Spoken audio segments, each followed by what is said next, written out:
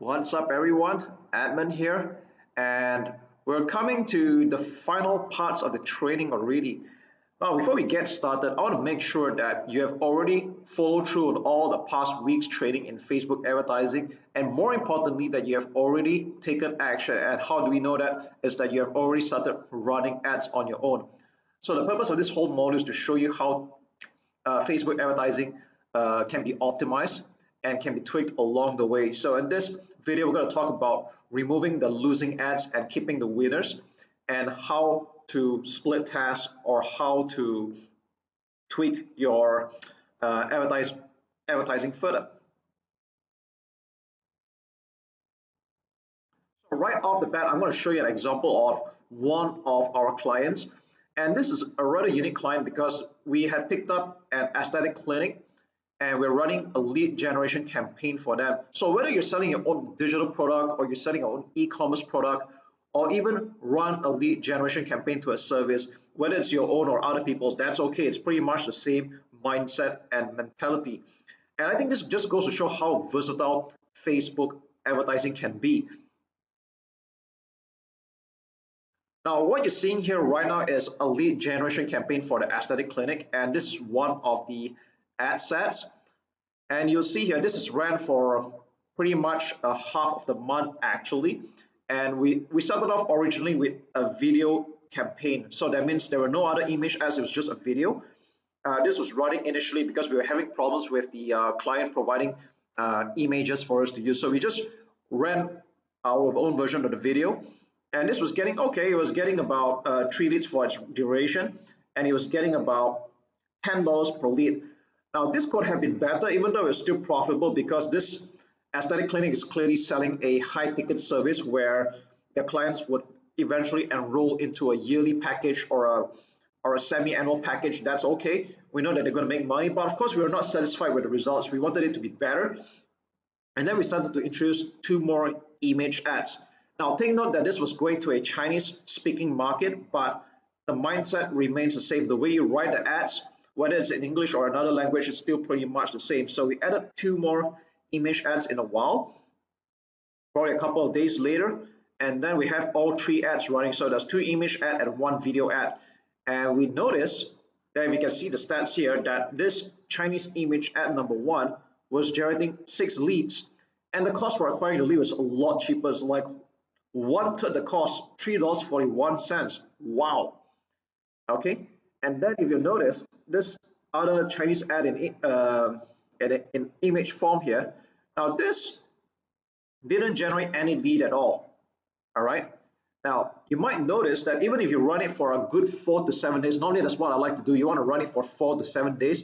Some people have this habit of quickly making a decision after 24 hours or 48 hours. Now that's just rubbish. All right, when you do Facebook advertising, it should be a long-term game. And if you want to clearly see the winning ads and the losing ads, you should give it at least 4 to 7 days.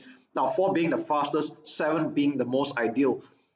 You don't want to be changing up ads or making a decision so quick in the next 24 or 48 hours, because you need Facebook to give it some time to rotate the ads and test out which one works. So how do you know which one's the winning ad and losing ad? Now there's no clear-cut way, but there's a few indications I look at strongly. Number 1, when this was running for almost a week, we noticed that even though there were only 3 ads to rotate, the most of the spending went into the first image and still in the Chinese video, but by virtue of the fact that this has been running much earlier, so that's why the ad spend was higher.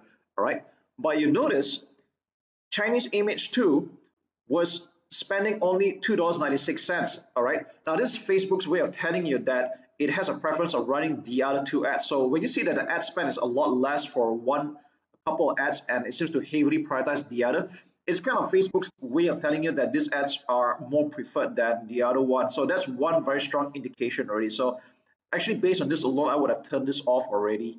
All right, so that's one really good indication. Another one, if you want to take a look at, I like to look at cost per 1,000 impressions. Now, ideally, I like to keep it $10 or below. Sometimes in some market, it can get a little bit higher than that, but that's okay. I try to keep this below $10 per CPM, or cost per 1,000 impressions. So you can see here, all of this are doing pretty good. They're all below $10. All right. Click-through rate, I try to keep it 1% and above ideally, but so I think this is slightly okay. I'll still keep it that way. And if you notice, image ad one and video ad one, they were getting more clicks. Now, if you see why the video has more clicks, because like I said, this ran earlier, but if they ran about the same time, then I think it would be pretty much a draw. Okay. Now, if you notice that there are less clicks for image two, so again, another reason why I turned this off. And you can see that most importantly, these two ads were generating leads. Now, the video one was costing more than usual, and this was wanted, but I still kept both running because sometimes it's more like a reminder behavior that some people like to click on video ads and watch. Some people like to just see the image and just get straight to the point. Surprisingly, for a lot of my campaigns, my image ads convert the best, but I will not discount video because videos for a couple of my campaigns, they were doing very great. So ideally, you want to have both image and video. You don't just want to depend on one. All right. So this is one of the just some of the ways you can actually test out and see which was the losing ad, and then you turn it off. Okay, I don't recommend deleting it because I like you to have a record of what's going on. So don't delete this kind of ads, just turn it off. All right. And then when you have these two ads left, if you want to continue split testing, which I recommend you to do until you're happy with the results, then you can start adding in more images or more ads for you to test out. However, I will not recommend that you test more than 5 in a row because even if you have a large ad spend, Facebook is going to struggle to rotate the ads because there's just too many ads to choose from. And if you're playing on a small budget, then the problem will be even more apparent. So normally I will keep it about 3 to 5 ads to split test at any given time. Just like this one, it was 3 ads. Okay, so maybe I'll just show you another example. Let's take a look at the English ad, which is pretty much the same thing. This is targeting the English speaking market. So you can pretty much see that they are the same ads, just that it's written in English this time. Okay, and again, if you notice, now although this campaign had ended because this was running for only 2 weeks for the client, if you notice that this was running at pretty much about the same time, and a lot of the ad spend was going towards the video version. All right. And if you look at the leads form here, if I were going to turn off any of this, I'd probably turn off this particular one here, image one, because this get only 2 leads. And those get a little bit more as well. But I like this image 2 over here in this case because it's generating 4 leads and at a cost of only what, $2.24. This is pretty good.